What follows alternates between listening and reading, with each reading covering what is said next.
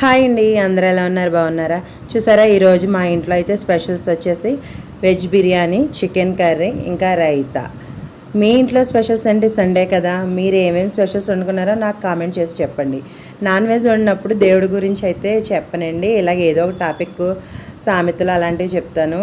Only veg వండినప్పుడు నాకు తెలిసినవి ఏదో కొద్దిగా మీకు కూడా తెలుసుకుంటారని చెప్తున్నాను. అయితే మీ ఇంట్లో స్పెషల్స్ ఏంటి నాకు కామెంట్ చేసి చెప్పండి. నేను చికెన్ కర్రీ వచ్చేసి ఫుల్ వీడియోలో పెడతాను, ఒకసారి వెళ్ళి చూడండి.